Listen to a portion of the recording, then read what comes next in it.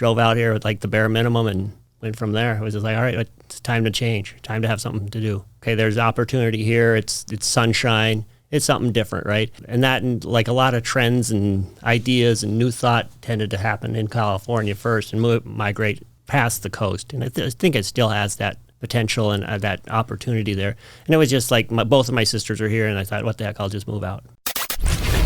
We love the San Gabriel Valley. There are some amazing people and businesses here, and we think they deserve the spotlight.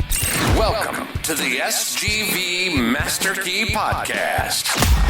We'll have on the people that make the SGV great. We'll find out what makes them tick, their ups and downs, their history, and we're going to have fun doing it. This is the SGV Master Key Podcast. And now your hosts, Scott Warmoth and Russell Mano.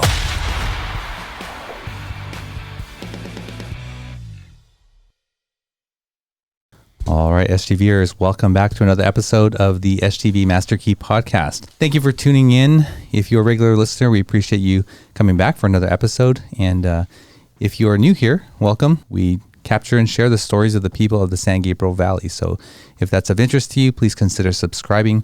You know, we had 3 nonprofits on the show, which was sort of our first introduction to having not the person, but someone as a representative of their business, because that's not really what we do. That was interesting, right, to hear their stories and what they do with the nonprofits. Yeah, we had a pretty good sort of spectrum of different community services that are offered. You know, some business to business, some directly impact individuals. Yeah, it's a good range of experiences that they have. Sure. And we've talked often about how you never know how one guest is going to lead to another, right, in this show. And really where you see that is in the Montebello Latino community, how one just sort of exploded into this whole area of not only like geographical area, but cultural area of guests. But our show sort of grows organically like that, right? And we get to see how people are connected in different ways. And it's always interesting. Like, we don't know who's going to be introduced or who's going to lead to another guest. Last week we had a guest who somehow was called out by a guest, and then he contacted us. Oh, that's right. Yes. You know, and so it sort of grew that way. It grows in all different fashions. It's really quite exciting to see. And you ended up going to lunch with our guest. I did. To the restaurant. Yes, that was Mandarin Noodle House. Yeah. In Monterey Park. And by the way, it's very good. It's as good as advertised. Well, you know, so you can not only find out more about the guests on our show and their background, but you can find out other stuff about the San Gabriel Valley by checking out San Gabriel Valley Now, your source for city news, announcements, events, special savings, and everything SGV. Check them out on Instagram, sgv.now, and read their SGV Now magazine on their website, sgvnow.com. Well, our guest today is part of that growth, that organic growth, and came from one of the nonprofits that we had on our show. The nonprofit is B4B, or Business for Business, and her name is Joan DeSouza, and she referred our guest today. And let me introduce him. His name is Dave Finstrom. He's the owner of HUTdogs, and he's also an author. Dave, welcome to the show. Well, great. Thanks for having me. Yes. So we have someone in common that we know, Joan. And let's start there. How do you know Joan?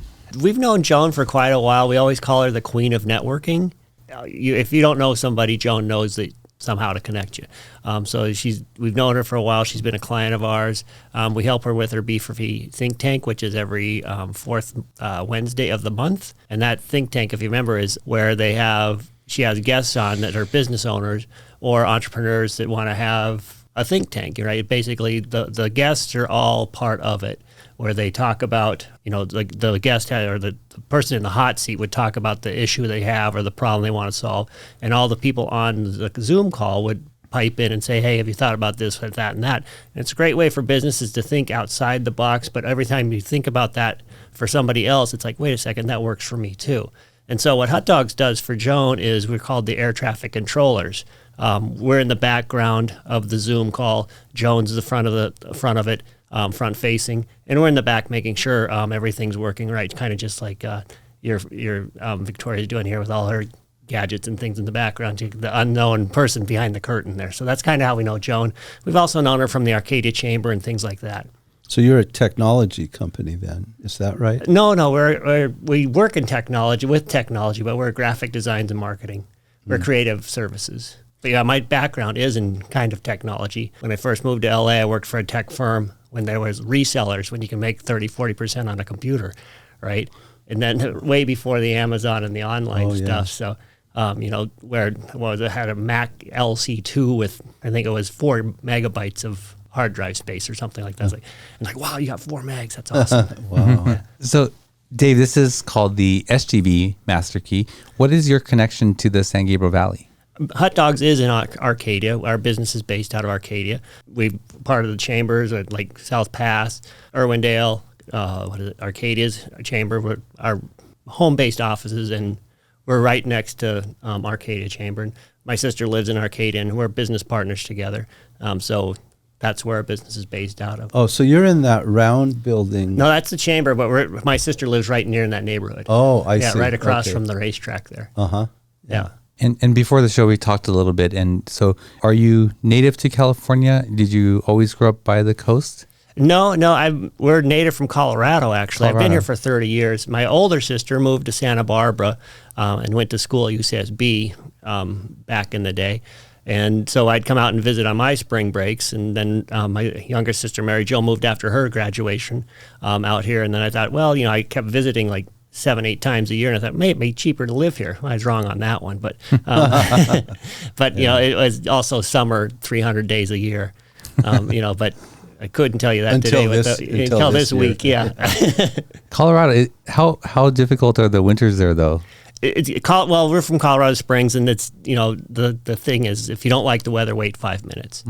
It's not like Chicago. Once it snows, it's there until the Springs decides to show up. Colorado, I looked at the temps right now. They're warmer than we are today. They're in the 60s, but they're going to get our wave of water coming in tomorrow, I think. But yeah, Colorado, it's gorgeous. It's a different environment. It's like 6,000 feet where we grew up. So the sun's a little more intense, and the air is drier. So that you don't have that damp cold that we experience here. Mm-hmm. Colorado Springs, that's where the Olympic Training Center is? Yeah, there's a lot of stuff there. Olympic Training Center, the Air Force Academy. We grew up right by a place called the Garden of the Gods. It's like America's #1 city park. And it used to be just our backyard playground, but now it's, a destination for people. And then there's Pikes Peak and a lot of other iconic tourist places. So you were visiting, and I'm trying to understand some of the things in your life that maybe shaped you to get to where you are today. So you grew up in Colorado, and you were visiting, coming back and forth to California. And then when did you eventually, and why did you eventually decide to stay here? Well, I moved probably like 30 years ago, and it was just like, okay, there's opportunity here. It's sunshine. It's something different, right? And like a lot of trends and ideas and new thought tended to happen in California first and migrate past the coast. And I think it still has that potential and that opportunity there. And it was just like both of my sisters are here, and I thought, what the heck, I'll just move out. Oh, okay. So you didn't have something established here already? No. I drove out here with a carload of stuff, and that was it. And then I couldn't do that now. I got more than the carload of stuff if I had to move again. But drove out here with like the bare minimum and went from there. It was just like, all right, it's time to change, time to have something to do. Would you consider yourself to be an entrepreneur today? I think so. It kind of runs in our family. My dad's always had small businesses. Growing up, he had restaurants and gas stations, and he was a milkman before that, when they used to deliver milk to the door back in the day. And then he migrated from that. He's always had that independent spirit. And I think that's kind of been inherited by myself and my sisters. It's like, okay, let's work for ourselves. Let's figure out a new way of doing stuff. I've worked for corporate before to get the experience, to understand the nuts and bolts of things. But the folks that can endure a career in corporate and retire from that, good on them. It's a different flavor. You're kind of following a path, but it's not necessarily your path. So yeah, I'd say I'm an entrepreneur. So you said you did do corporate for a while. How long did you do corporate before you really jumped fully into the entrepreneurial world? Probably like I worked for my dad since I was 5, so I could retire twice now. But moved out here. I worked for that reseller, and then moved into another company that did Q&A for technology. And like, okay, I'll try that. I have no idea I can run a computer, but I was inside sales. And so, they sold quality assurance services for other companies. So the folks I worked with were just like the ultimate geeks. I mean, they would take computers home for the weekend, configure a network just so they could play games. And this is kind of all before the online gaming occurred, right? They would actually, build a whole network, which is that was just their thing to do. And these gals were just geniuses. And they're also in localization, where they change languages and things like that. So the company was based in Santa Monica, and they got picked up by a company out of, I want to say, Boston area. And that was kind of the corporate thing where, okay, people run by a spreadsheet here, so they don't necessarily run by delivery of product and fostering of people. It's more, not to say they didn't, but the spreadsheet was king, which is you're seeing a lot now is like, Facebook just laid off, 10,000 people. Spreadsheet management, I call it, right? The value of the asset is only as good as it is on paper. And so that's kind of where something I learned the hard way is like, okay, I'm a cog in the wheel, but I'm a replaceable cog. Whereas owning my own business, I am not replaceable right now. Which is we're working on, so that can eventually evolve that way. But I like what I do. I like to have my hands under the hood and do things. So, yeah, the corporate experience was interesting. I mean, it's a great way to earn a living, but it's also somehow confining and not as freeing as being an entrepreneur. How big is your current company? It's just the two of us, and then we'll 1099 after that, or we'll get workers as we need it. And you're doing creative services. Yeah, marketing, creative services. We're rooted in graphic design. Back in the day, we did a lot of print work, before the internet kicked off, probably in 2005, 2004. We do a lot of print. We did a lot of print work, a lot of layout. We still do that. And when we do our work now, we think about what it's going to look like, what it's going to sound like. We have that vision, want vision first, vision and goal merged together. And now it's our business has kind of evolved along with technology. We do a lot with email marketing and social media and online activities. You're designing logos, or what do you do? I love to design logos. Uh-huh. We're like in the creative suite of Adobe all day long, but we use Canva a lot now. The online tool Canva. I mean, that's so much fun. But I love doing logos. I've done quite a few logos. It's fun to make something that doesn't exist, right? And then make it have meaning behind it. So we do logos, we do newsletters and email marketing, we do social posting, we do some consultations and things like that. We have some clients that want to have their hands under their hood, but they don't really know what they're doing. So we provide the direction there and have a one-on-one consultation with them or a one-on-one work session. Some folks want us just to give us the guidebook so their team can do it. So that's kind of what the services we provide. I think I understand the drive for being an entrepreneur. Where did the interest or drive to be creative or be in this field come from? I think it's always kind of been there. It's always, I've always liked to do wood carving and sculpting and things like that. It's just, I like to be creative. I like to create things that never were. And like you guys, the entrepreneur business is part of your game. I mean, sitting here in your cool sound booth with the SGV podcast is probably similar in thought, but in delivery it's a little bit different because we work in the visual and you work in the audio kind of version. But the drive, I think, comes just from being me, I guess. I like to see things differently. And you like to make something tangible that is an idea? Oh, I love that, yeah. Yeah. Yeah. So that you can touch it? Yeah, it's so you can touch it and see it like, oh, that's what it's supposed to look like, or wow, I didn't think it would look like that. Yeah. So that's kind of... And that's a book too, right? You write a book. It's something that was in your mind, and now it's so you can something hold you hold. Yeah, exactly. Well, Dave, we ask each guest to bring an item of significance with them. What did you bring with you today? Well, I brought my book. I just published it. I Am Shoutouts, the book of me. It kind of stems from watching my niece and all the other young folks. Can you show it to this camera? Oh, this camera right there. Yeah, there you okay. go. I Am Shoutouts. Okay. Yep.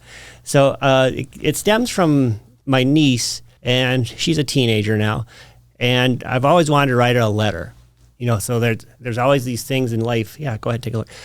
There's always these things in life that are challenging, no matter what, right? And I always thought it'd be nice to give her a letter, like when the challenges are pretty deep, she could just open the letter and say, okay, I'm cool, right? So it kind of stemmed from that. And the fact that all these kids during the pandemic had to reinvent how we educate people, how we socialize, how we do everything, right? And they adapted very quickly with their online schooling, back and forth on, online apps. And it also stems from, back to the tangible part, is, a lot of validation that folks, whether they're young, old, middle, or whatever, want to validate themselves by looking at others online. And I thought, well, that's kind of a silly thing, right? Especially during the teenage years, and when you're in development, you're always peer conscious anyway. For me, high school was like, oh boy, I better wear the right jeans, or oh boy, I better do the right thing and fit in just right. It's bullet point read. I didn't want it to be lengthy. I wanted to have space on the page so the reader could look at it and write their own thoughts or create their own image on there. There's room to color on it. There's room to add notes.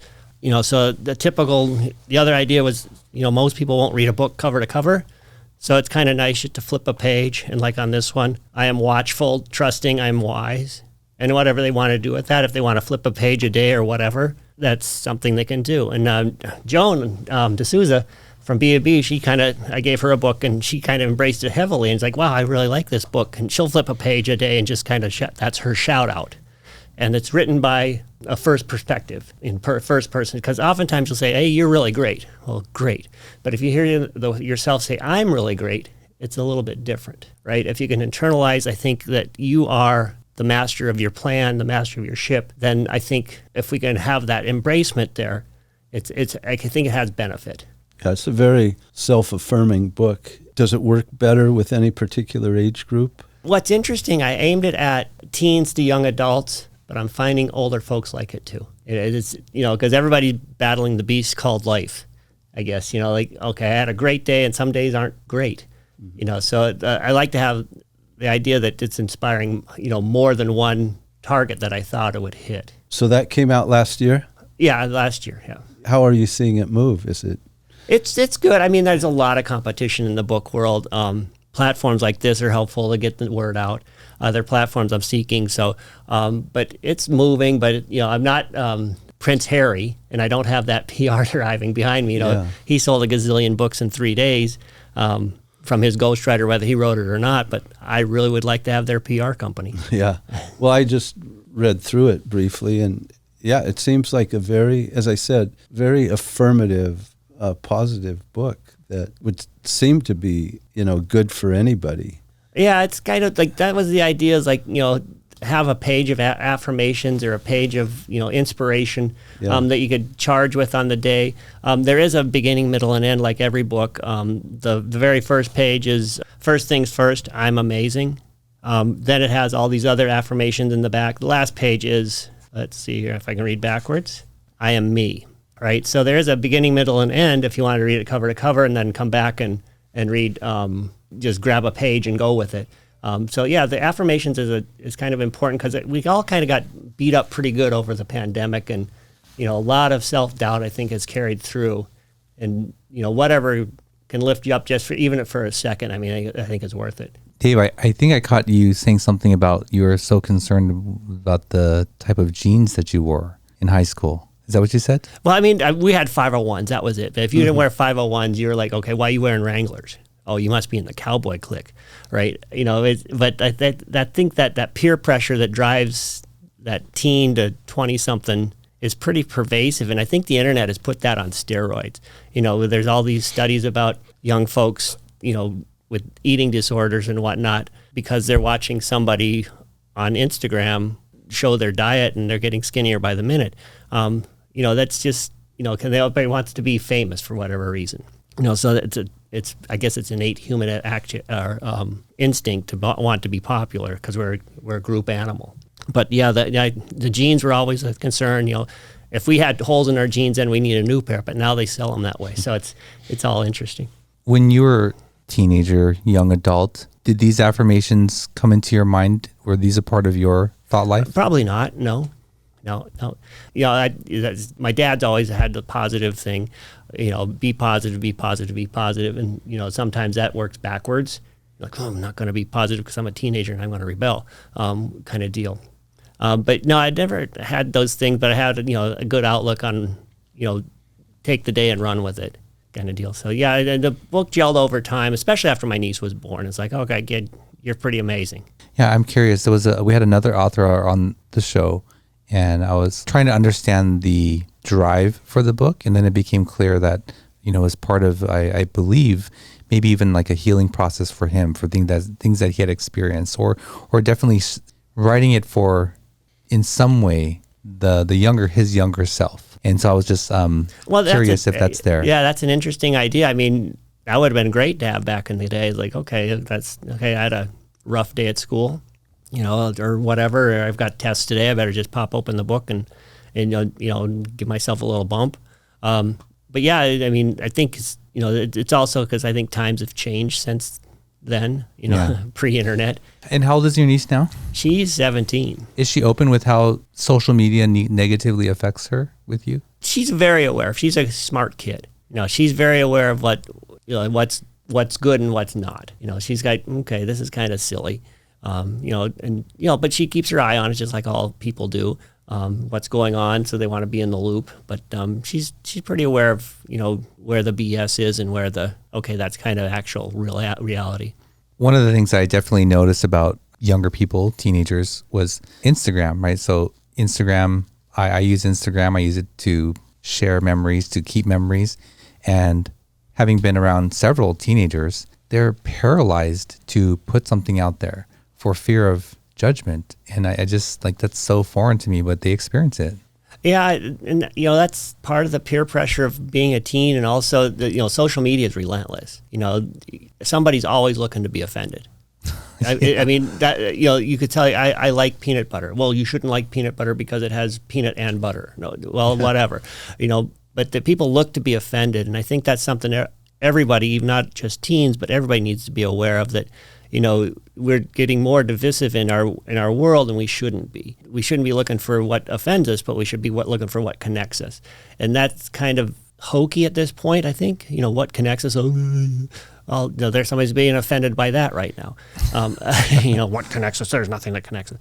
But it's something to be aware of, and I think it's part of the culture that we're in right now, that we have to understand that what's online and what's real are not necessarily the same thing. Sure. Yeah. I mean, and finding what connects us is part of our vision as well. Like, having a show like this being either controversial or divisive is an easy way to attract attention. Yeah. Right.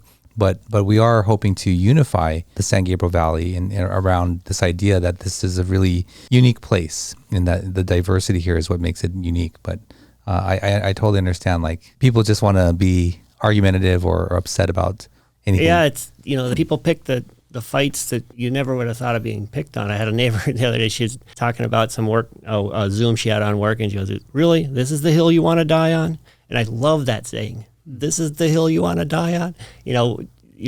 Pick your battles, folks, kind of deal. But having that always at our forefront, and rather than, hey, that's cool and let's move on, rather than this shouldn't be cool and I'm not going to move on because I'm offended by it and I have to be offended because that's my duty right now to be offended, I think is a waste of time. Do you have any hope that can change? Oh, I have to have hope, yeah, for sure.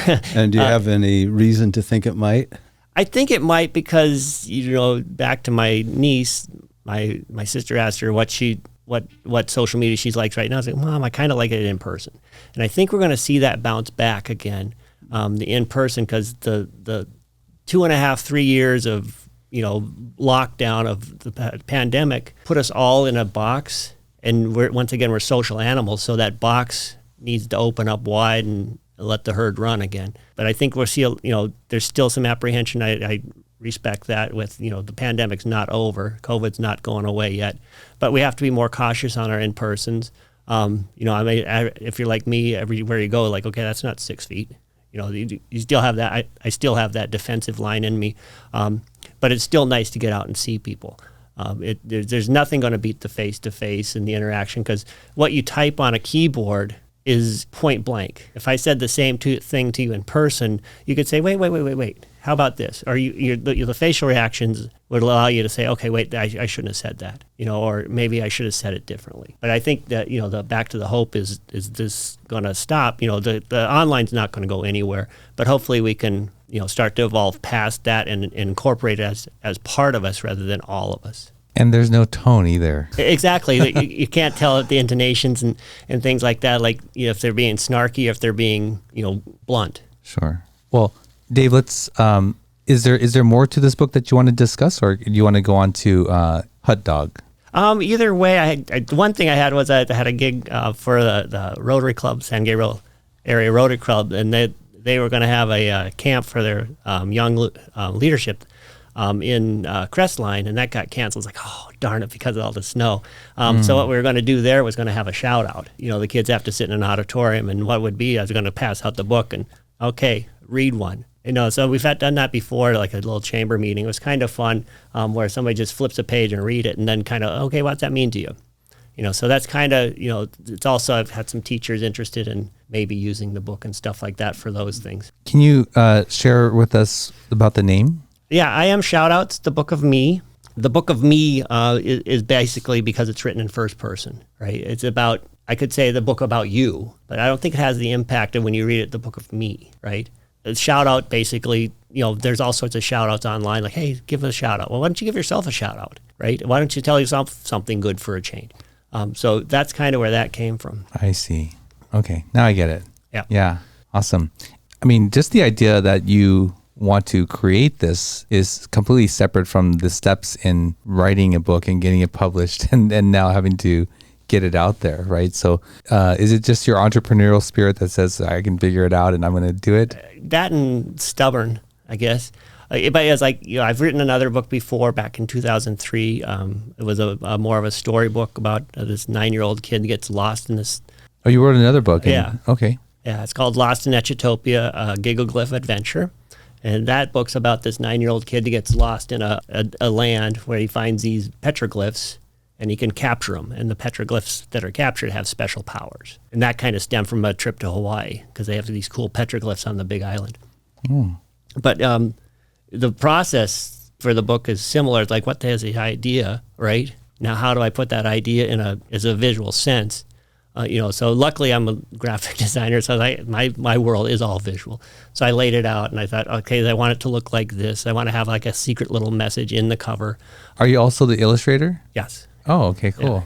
Yeah. So it's soup to nuts. I did it all. I had some time over the summer and I thought, I started writing the letter. Wait a second, I want to write a book. Did you say soup to nuts? Soup to nuts. Oh, I've never heard that expression. Oh, yeah.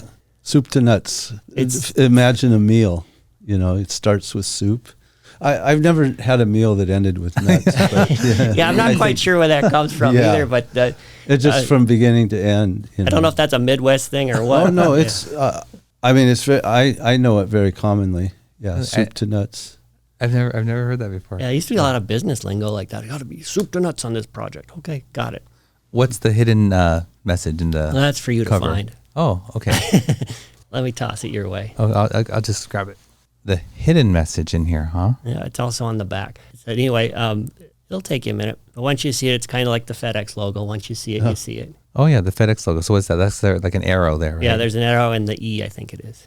Oh, I see it already. Yeah, I see it. I think I see it at least. At least I think I see it. It's on the back, you said? It's all over the cover, and then it's also on the back. So don't answer it, just so we can answer at the same time. And we'll see if you got it. Yeah, I don't think I see it. Did you get it? A hidden message. So we already beat Scott's time. So. Yeah, I guess you're leagues ahead of me. What is it? Well, if you look at the background and look at the exclamation points, and you look says at me. Yeah. Well, it says a little bit more about that. Oh, okay. Well, I'm gonna I better give up. It might be easier, Scott, on the back where it's not as dark. And I see me here, right? Or yeah. Me. Yeah. That's it. Yeah. That's so it, it's right. kind of fun. I thought, I want to do something goofy. So. Oh yeah. And it's all made out of exclamation points. So. Yeah. Oh yeah. Right. Cool. I like those kinds of things. I think in movies they're called Easter eggs or something in film or movies. Yeah. Oh yeah, I've heard of that. Yeah. Cool. I mean, that tells me a little bit something about you. Those kinds of things are always fun. Yeah. So HUTdogs, HUT dogs. Why? Yeah. Why tell me that name? Yeah. That's our number one question for HUTdogs, the marketing company. My sister and I, Mary Jill, sat in her office back in 2001, 2002, because the HUTdogs really originated as, back in that was when the real estate market was on fire.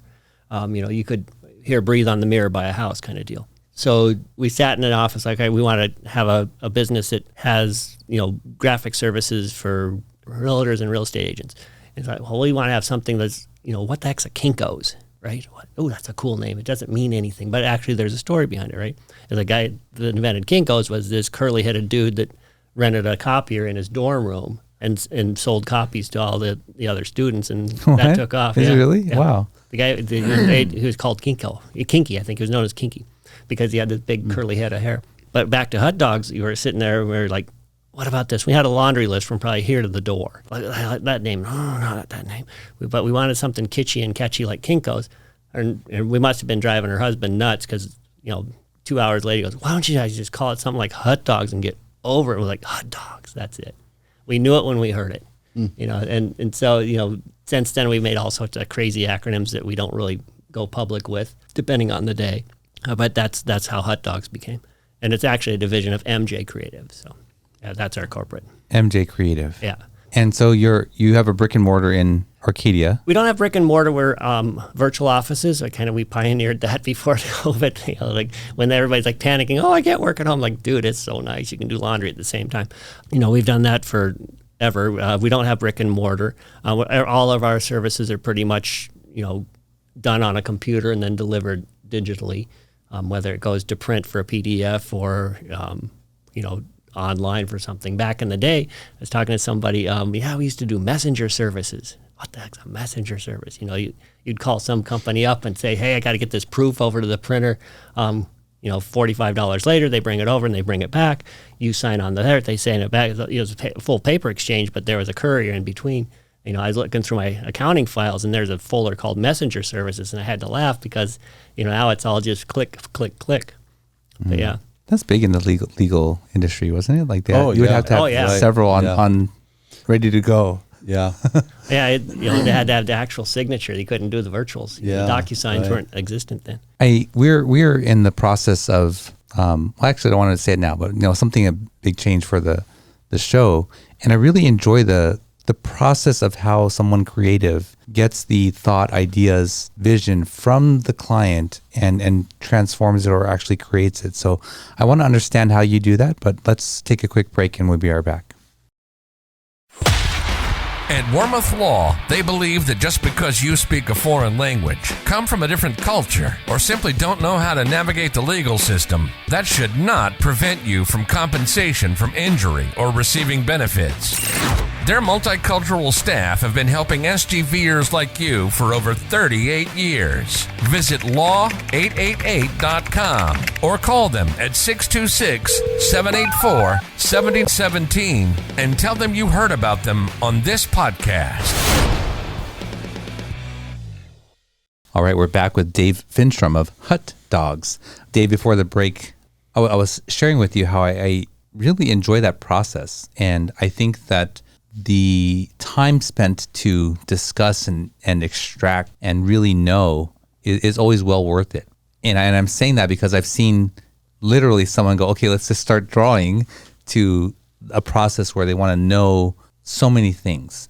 And so I'm interested in what is your approach to getting that from the client? Yeah, well, drawing the vision out of somebody is kind of part of the deal. A lot of people think they know what they want, but some people have no idea. So talking them through odd questions like, if your business was a cow, where would it eat? Or if you're just so they get their brains off of the normal track. If your business was an insect, what kind of insect would it be? Right, so we can start to get the idea of where they want to think, and they're thinking differently at that point of how they envision their business. Some people are very suit and tie, and that's the other thing. Or what's your clientele? Are they suit and tie? Are they John Q. Public? Are they concert goers? Or who are they? What are they? And get from there. And then the other thing is what other images inspire you. It doesn't have to be from your industry, right? In a law firm, like what other industries inspire you? It could be, somebody's shoe company. It could be somebody's, ice cream company. Like, I really like the way that Ben and Jerry's has their thing. That's kind of the flavor of our business. Okay, now it gives me an idea of what that looks like, right? They could say, I'm very IBM. Okay, that gives me an idea. So if they can figure out where they envision their business and how they envision their business, that helps us create content and brand identity if that's what they want done. So there's all sorts of ideas and thoughts to kind of prompt that out of them, because oftentimes people don't know what they want until they hear it back to that we didn't know we wanted hot dogs until we heard it, kind of deal. How did you get involved in social media? Didn't have a choice. I mean, it was there. I mean, it's just like the Chat GPT. It's here. It's here to stay. We've been investigating that. With social media, we jumped in because the point was obvious. We actually hired somebody to do our social media way back in the day, and like, dude, we don't want to have my face on the internet like a realtor has it on the bus bench. We just, oh God. Then the light bulb hits. Like, wait a second. If I have my face and my logo out there, other people see it too. So that was, when Facebook was way, way young. We jumped on it because we saw it as a media. The second word media was very important to us because everything else we did was for media, whether it's a print media or, physical media like bus banners or, whatever that might be. But that was important. The social part took a while for us to accept. Okay, what's this social aspect of the media? But that's been part of our DNA, so to speak, since it came aboard. We looked at it and okay, we didn't really start on WeChat, or was it, I forget the one before Facebook. It's kind of faded now. Oh, yeah. MySpace? MySpace, yeah. MySpace. Friendster. And MySpace, yeah. Those kind of they went after Facebook, and Facebook kept kicking on them. But, we went after it, and we saw it as a valuable marketing tool. And it took us a second to see that. And what about platforms like TikTok? TikTok, it's great for making videos and such. It depends on your business. For a law firm, I don't know if you want to do TikTok or not. It's probably more LinkedIn-ish. Each one has its own culture set. LinkedIn, very business-to-business, suit and tie-ish, formal networking online kind of deal. Not necessarily formal, but it's more person-to-person. Facebook, kind of the universal. It has business and it has personal. Instagram, very quick attention span, great information real quick. Like you mentioned, you'd like to store images on there for further reference. Other Snapchat and all those all kind of jumped into the fray. There's a market for everything, but the question we always ask our clients is, where's your audience? You may not like TikTok, but your audience may love TikTok. And so that's for something you need to embrace. You may, I don't want to put a video on there or whatnot, but your audience may want that. So it's you have to think, when you're marketing, you think about the end user, not necessarily who you are. You want to, what do they want? Back to find what's their problem, offer a solution kind of deal. And that's often where we start with our clients too. What's the problem you solve or trying to solve? So Dave, somebody who's in this creative space and has evolved to adjust to the times and the advancing technology, where do you see it going in the next 10 years? That's a great question. With ChatGPT, if you've played with that or not, spooky good is the only way I can say. We got a workshop tomorrow, a webinar tomorrow, and we're going to look at that a little bit. And we're on the snowflake's edge of an iceberg on this one. I think there's so much you can do with it. It's you put in a prompt. You could write your resume right now within 30 seconds. Which is okay, great. You want to be the editor of all that. So where's technology going? I think it's only going to get more and more automated. But as it gets more and more automated, I think we as people have to be more and more diligent and more become the editor and the verification, and make sure that what's being put out there is accurate. And that's the one thing about a lot of stuff. People don't check that for accuracy. There's a lot of bogus stuff on the internet, and if we see it in print, we tend to believe it, which is crazy scary, without verifying it from other sources. But where it's going in 10 years, that's a who knows kind of question. But I think it's going to see a lot more automation, a lot more ease of use, which is going to scare a lot of people. I thought for sure if it's on TikTok, then you can guarantee that it's accurate. Well, yeah, sure you can. And then you verify it by Instagram. Sure. Yeah. Yeah. Well, people have had to verify information, as long as it's been coming out in some way or form, right? Whether it's the spoken word or newspaper before, magazine. But that's critical judgment. And, now I remember my professor used to say, that you have to have kind of I can't say it the way he said it. Well, I can. He said shit detector. I mean, you have to have a shit detector. How do you know what's right and what's wrong? It's critical thinking. Yeah. Right. And I think critical thinking is going to be a skill people are going to have to hone up on. Exactly. Critical thinking is the key to me. Yep. And, he said that back in the 70s when, nothing today was around. Think back in 1975, you're sitting in your home. You don't have a set of encyclopedias maybe, but you need to know who the 27th president of the United States was. How did you find that information? You had to go to the library. You would go to the library. Yeah. And if the library's, it's Sunday evening?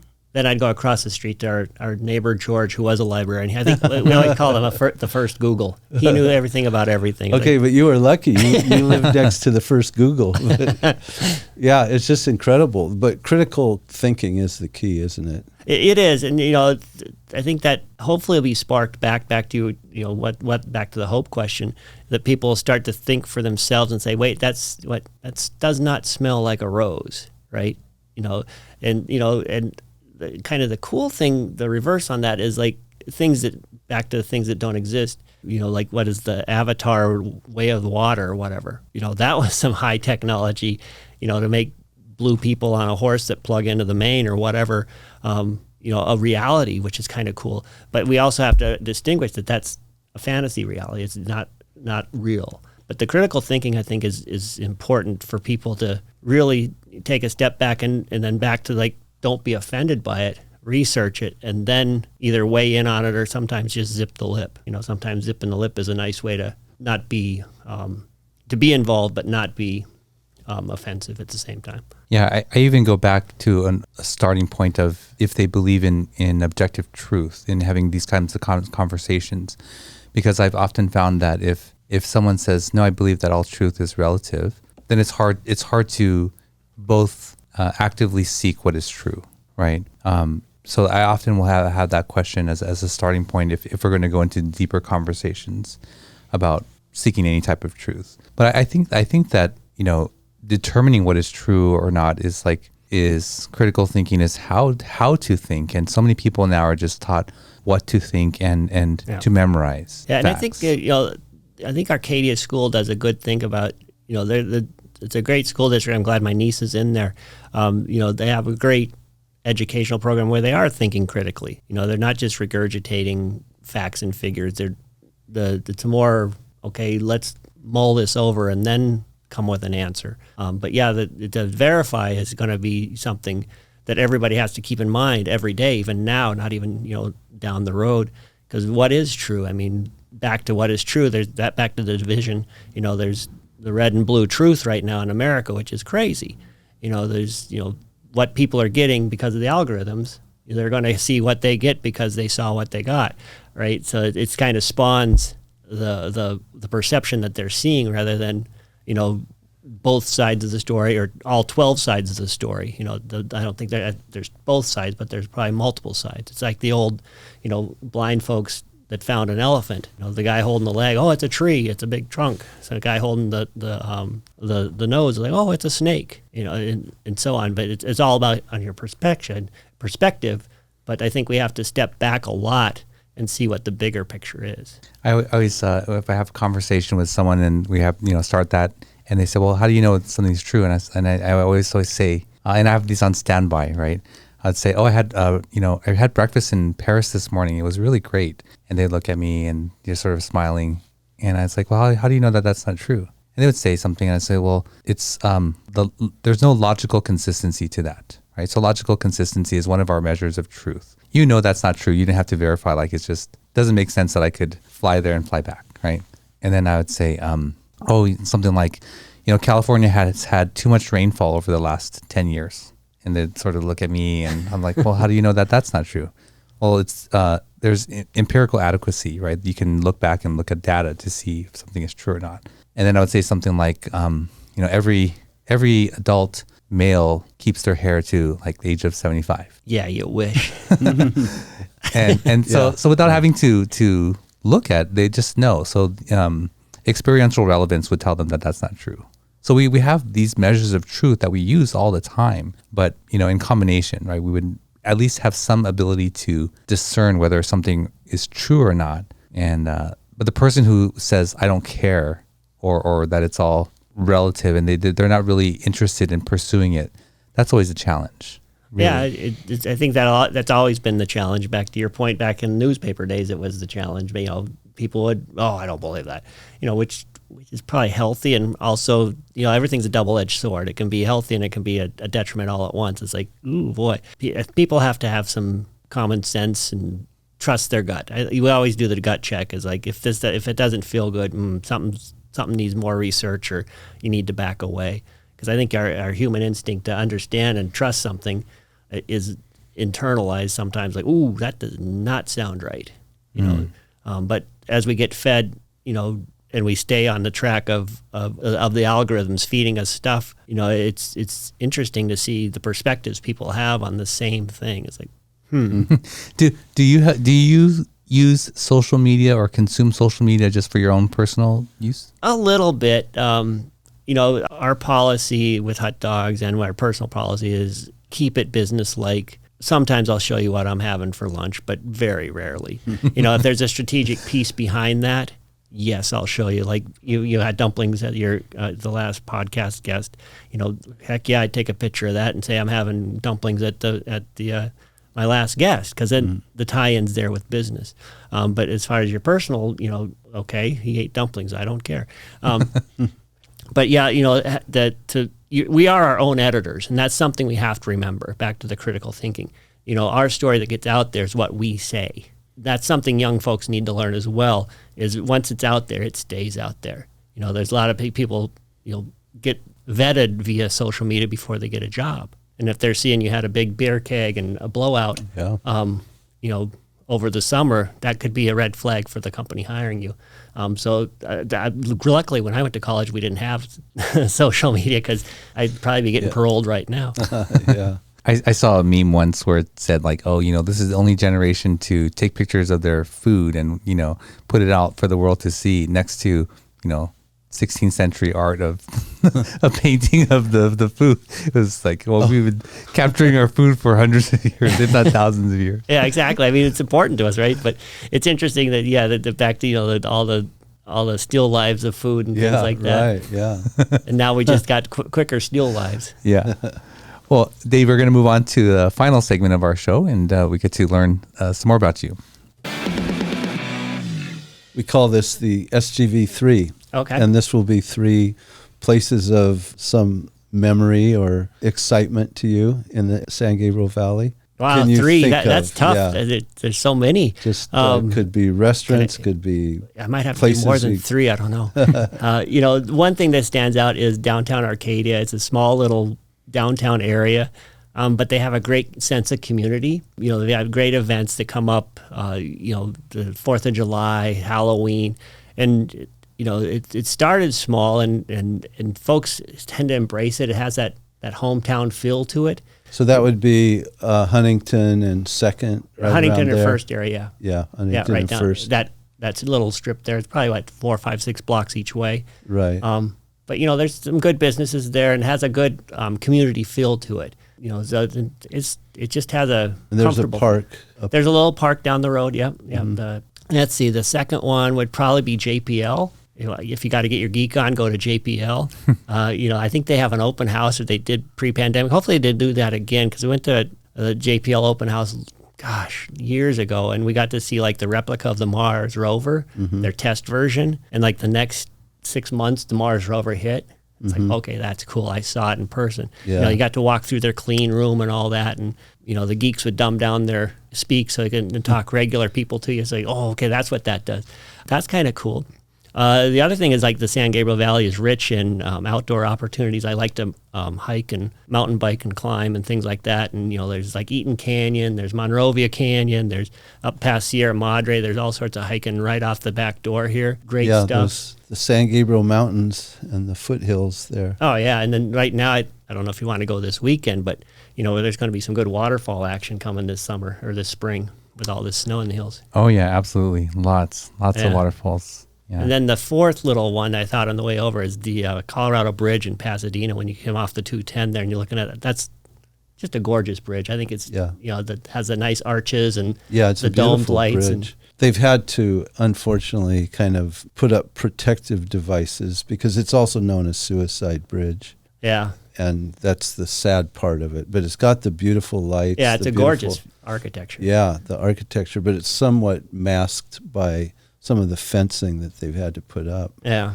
it's the way it is all over. And also the history behind that, I have some friends that, I'm a rock climber, and back in the day they had some glue-up holds on the arches, and they were climbing there before gyms. So just a little bit of history that should not be repeated. Put a disclaimer out there. Glue-up holds. Okay. Basically, they glue it onto the concrete so you can... Like climb it, scale it, huh? Yeah. Wow. We learned of the JPL tours from a former guest and friend of Scott's. He was an interstellar navigator at JPL. Interplanetary navigator. He did the Mars rover. Yeah. Those guys are so smart. It's like stuff you don't think about that they had to think about. Oh, well, like what happens if a speck of dust hits it? I don't know. You dust it up. No, you have to not have it. It's so fascinating, to talk to him, and about this. But you go to his house and it's, where you might write a note, pick up the kids at 3 or something. They've got these elaborate scientific equations throughout the house that, that only a physics major could read or understand, Yeah, but everybody thinks differently, which is interesting. Sure. Well, Dave, thank you so much for coming on our show and sharing your story with us. Can you share with the listeners how can they get your book and how can they get in contact with you for HUTdog? Sure. The book is called I Am Shoutouts, The Book of Me. You can buy it online. Just look at, do a search for I Am Shoutouts book. It's on Instagram at I Am Shoutouts book as well. And on Facebook, you can just, otherwise you can go to iamshoutouts.com and look at the website. HUTdogs is HUTdogs.com. My name is Dave. My email is dave@HUTdogs.com. And you can go to HUTdogs and see what we do. So it's HUTdogs.com or iamshoutouts.com. Wonderful. Well, Dave, thank you so much for coming on the show. Oh, thanks for having me. It was fun. I really enjoyed speaking with you and learning more about your journey. Thank you. Thank you. Well, there you go. Definitely go check that out. I Am Shoutouts and HUTdogs, HUTdogs.com. It's always interesting what we learn on this show. It's like we're getting a free education about all these walks of life and all their experience. And I hope you enjoyed that time with Dave. If you like this kind of content, please subscribe and don't forget to like and share. You can find all of our back episodes on our website, www.sgvmasterkey.com. And until next week, we'll see you then.